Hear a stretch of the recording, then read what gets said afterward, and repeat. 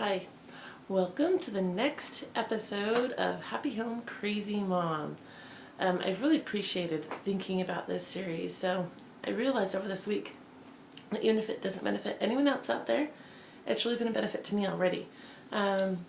Because I have realized that as I take the time to just focus on maybe one aspect of parenting that either I can improve upon or that has blessed me in my life, a lesson that I've learned, it has given me a simpler way to focus on what's positive in my parenting, or a positive way I can proactively work towards becoming better. So I hope this is the same for someone else out there, but if not, it's been a benefit to me. For instance, this last week, I've been really focusing on one aspect of parenting that I've learned only recently.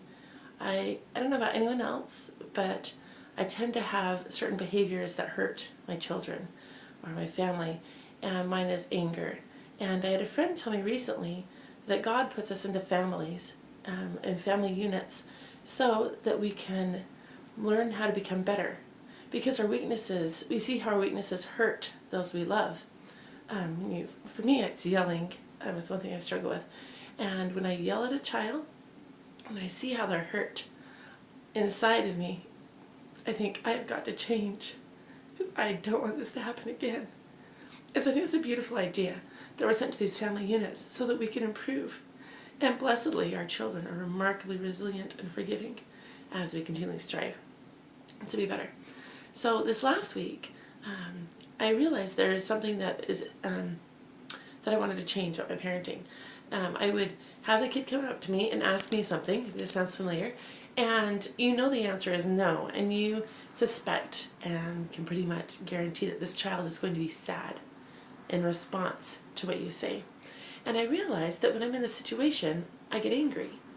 I get angry or frustrated or upset because I can't make my child happy. I want my child to be happy. And by asking me this question, or by presenting me with this desire of their heart that I have to say no to, I know that I'm going to hurt them or crush them or make them feel sad. Or create a scenario in which they can choose to feel sad, and they probably will. And so I would get angry. They'd come up and say, "Hey Mom, I want to go to the park." And I knew that it was not the right time, or blah, blah, blah. And I knew they were going to be sad, and I want them to be happy, but I can't make them happy, so I get angry.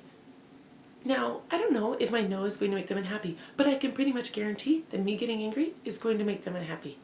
But I've been doing this for years and years of this getting angry and frustrated and, can't believe you asked me this question, response to my children.